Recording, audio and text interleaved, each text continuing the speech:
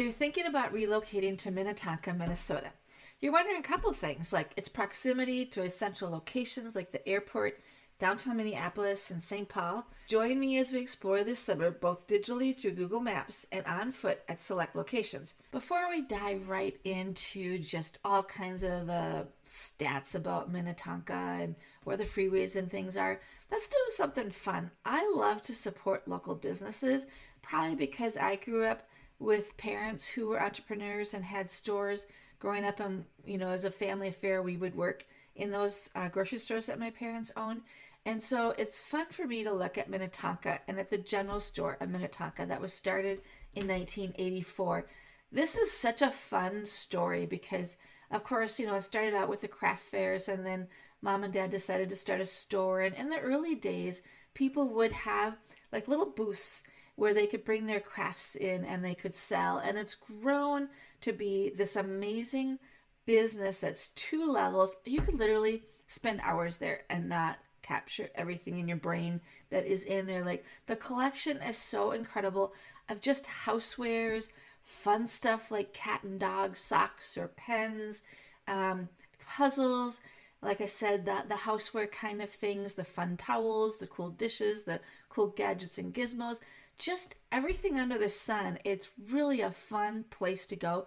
And they really want it to be like the old general store many years ago where you just kind of like went there for everything.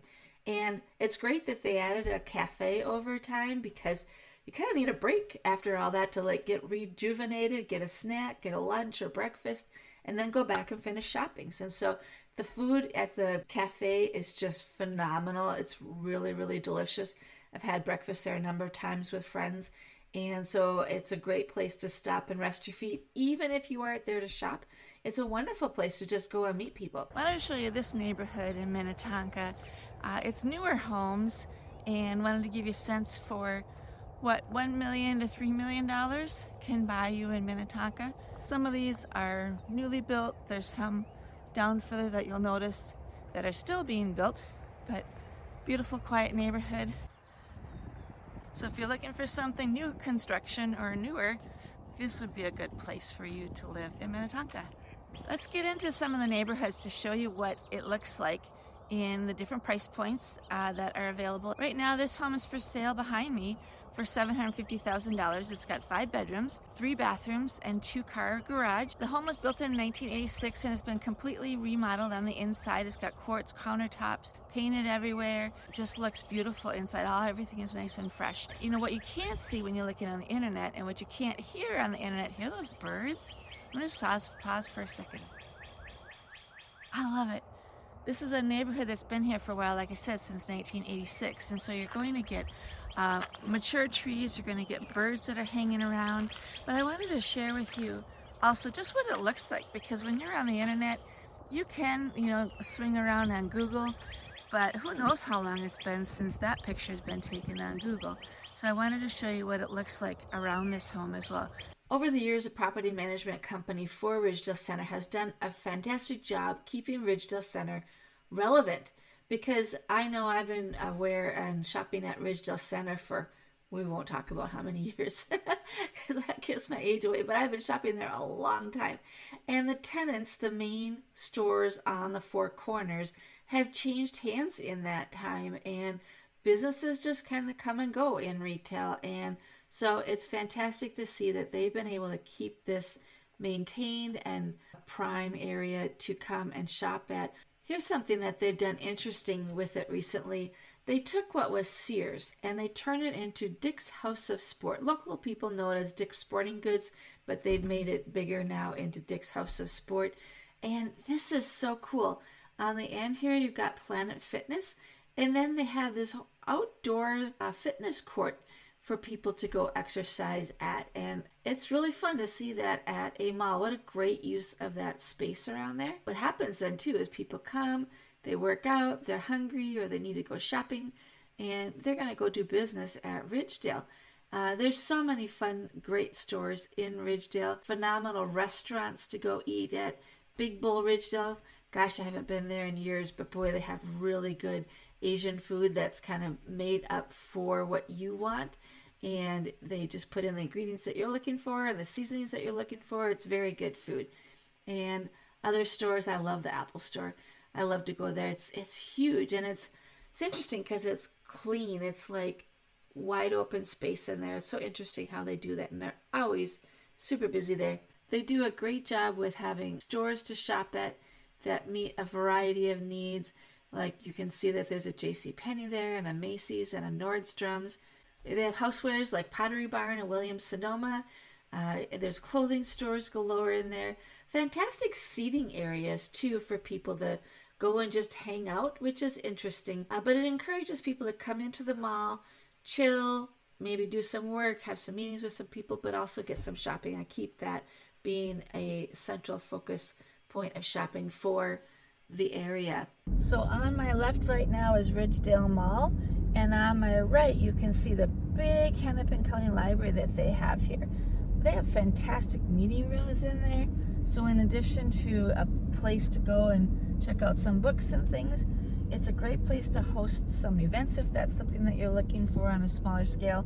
I've definitely had been to some fun meetings in there over the years, so nice to know that that is here as well.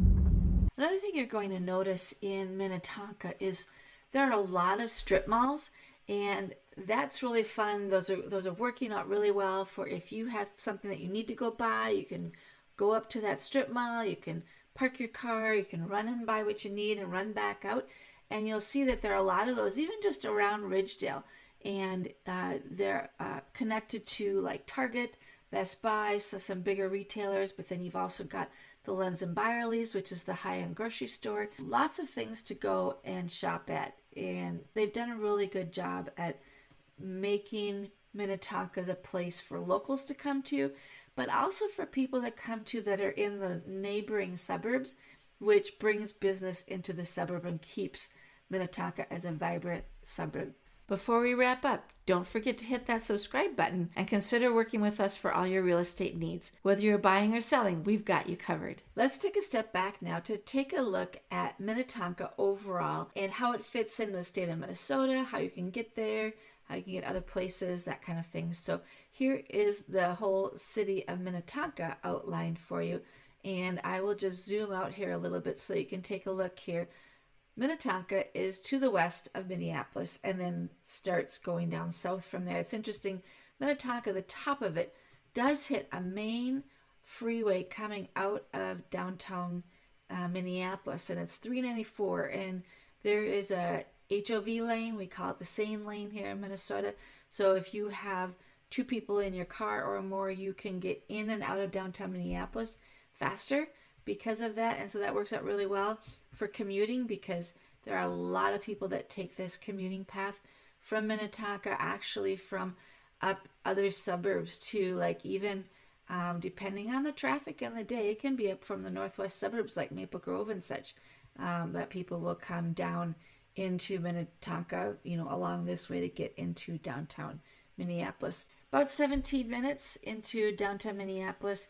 It can be a little bit longer. In fact, now if we are going to arrive by like 7:30, that can take you 16 to 24 minutes into downtown Minneapolis, depending on where you're going. It's not a long commute though, so that's good for you to know there. And if you're going over to St. Paul, let's type that in. And that's a little bit longer, as you can expect, because it is further over to there. 28 to 40 minutes, depending on how the traffic is going that day. And so certainly manageable for getting to and from work. And actually, like if you're going to the ball game, it's not that far to get into downtown Minneapolis for like a Vikings game, or you can get over to St. Paul for the sports teams that are over there, like the Wild. So yeah, so it's not far to get into the downtown Minneapolis or St. Paul areas. A nice hop, skip, and a jump, straight shot actually, which makes it really simple for getting over there. Actually too, there's phenomenal bus service that goes along here as well. That's good for you to know about. Even if you're going to a ball game, I know in the past they've had shuttle buses that go to the Twins games from out in this area, and we've done that a few times to get in there and not have to worry about getting home from the game and all that crazy traffic out of Target Field area. So that's something that you can consider. So taking a look here though at the freeway system around here, you can see how Minnetonka is like right in here, and this freeway 394 cuts right across, and it's kind of like right in the middle of 494, 694 loop around. So this is a great like halfway point to cut across the Twin Cities if you need to get from point A to point B without having to go up and around too far. Minnetonka has an extensive parks and trails system. In fact, there's 5 community parks and 44 neighborhood parks. So lots and lots of miles of trails to be explored and parks to be played in. There's all kinds of different activities that you can do in those parks. Everything from pickleball, yes, they do have pickleball. I know people love their pickleball these days, to the walking and the biking and the playgrounds and the snow sledding. A great place to go running and walking or biking as well are the Lucy Line Regional Trails. Those are former railroad grades, and it has limestone, and so it makes it really easy to run on because it's nice and flat and also comfortable for that impact of running. I used to go along there. It was a beautiful area to go running in. So like I said, lots of wonderful places to get out with great greenery. You of course can go see the wildlife that's out and about in Minnetonka along the trails. You never know when you might run into a wild animal that's staring back at you and wondering what in the world you're doing in their world. We hope you enjoyed this glimpse of Minnetonka and found value in this video tour. Be sure to subscribe to our channel for more tours of the Twin Cities coming soon. And if you're thinking about selling your home or finding your dream house in Minnetonka or the Twin Cities, we'd love to help. Contact us with the link in the description today for a free consultation. See you next time.